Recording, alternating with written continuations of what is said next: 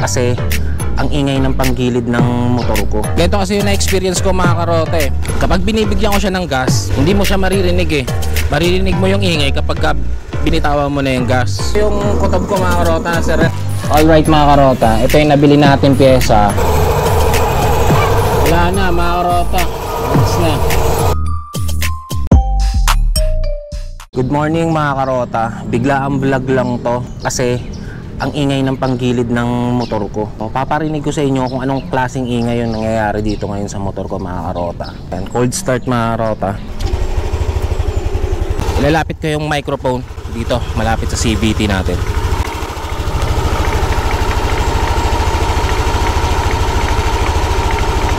Hindi siya masyado rinig mga karota kapag hindi umaandar, pagka naka-minor lang. Pero meron pa rin konting-konti lang. Parang alam mo yung ano, parang may bato na nakalagay dito sa CVT natin na kumakalog ng konti. Ganito kasi yung na-experience ko mga karote. Kapag binibigyan ko siya ng gas, yan, hindi mo siya maririnig eh. Maririnig mo yung ingay kapag binitawan mo na yung gas. Parang ang ganito yung tunog eh. Parang ganon. Ay, nakakatuwa pakinggan, di ba? Kaya ngayon, pupunta tayo sa my shop mga karota. Alamin natin kung ano yung sira nitong motor ko.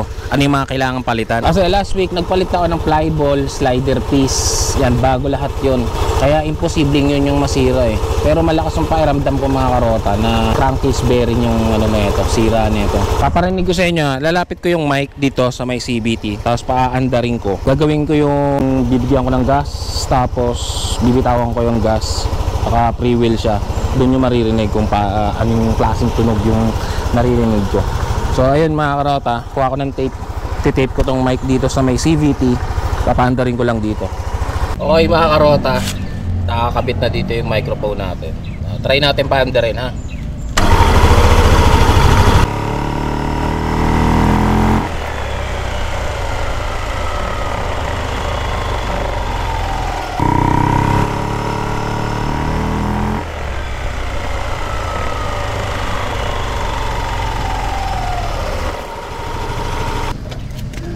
So ayun mga karota, sa tingin ko naman narinig nyo kung anong klaseng tunog yung narinig ko. Para siyang ano eh, para siyang bato na parang gumaganon kapag ka nagmi-minor ka na eh, no? Pero kapag ka nagbibigay ka ng gas, di mo siya maririnig. So malakas yung kutob ko talaga mga karota na crankcase bearing to. Sana yun nga talaga. Pero para makasigurado tayo mga karota, syempre kailangan nating ipacheck yung CVT natin. Baka meron pang sira. So ayun mga karota, mabilis ang vlog to. Samahan nyo ako sa may shop. Punta tayo ngayon kasi babiyahe kami papuntang Batangas. Pangit naman kung merong maingay sa motor natin. Alright mga karota, papunta na tayo shop. Ako'y maaga mangi-istorbo sa inyo guys.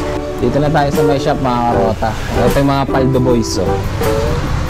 Walang linis, madumi. Mamaya ako na lilinisin kapag naayos na. Useless kasi kapag malinis nga yung motor mo, may sira naman. Wala rin, di ba? Ayan mga karota, binabaklas na yung ating CVT. Malalaman na natin kung ano yung sira nito.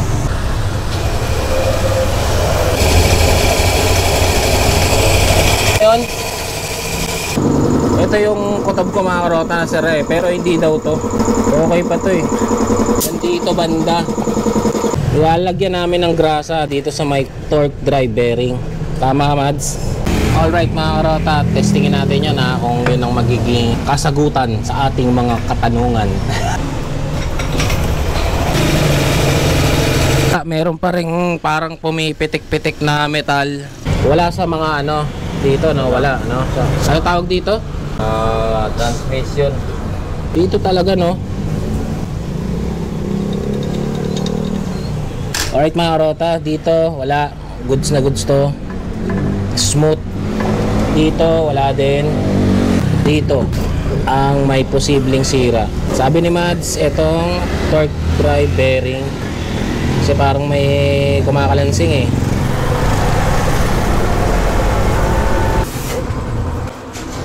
Zero po. Sa'yo na magbabayad? Opo. Right, ito na yung pyesa natin. Regular lang to kuya. Alright mga karota, nakabili na tayo ng pyesa. Pabalik na tayo sa shop.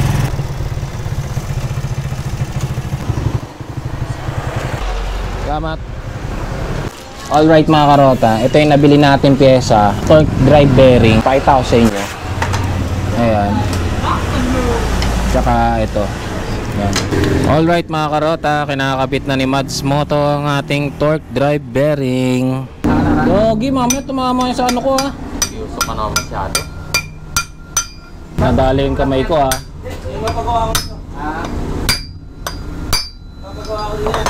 Iwala ka lang. Alright mga karota, pinalitan na rin namin yung rubber dito sa clutch lining. Ayan o, yung color block. Ayan, yung color block na yun. Okay. Alright mga karota, nakabit na yung torque drive bearing. Ayan na. Okay mga karota, nakakabit na. Moment of truth mga karota, papakinggan na natin. Wala na mga karota, goods na. Okay na mga karota, ngayon ititape natin ulit tong microphone malapit dun sa may CVT para marinig nyo kung ano yung kinalabasan ng ginawa natin. Yan, kinabit na natin yung mic. Test drive, test drive.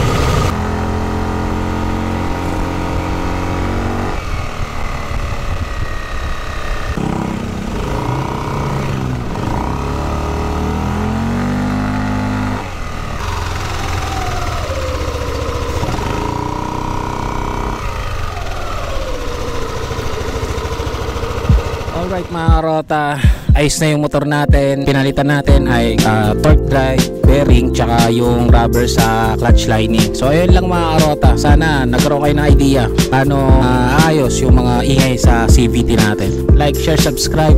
Hanggang sa susunod na video. Peace out.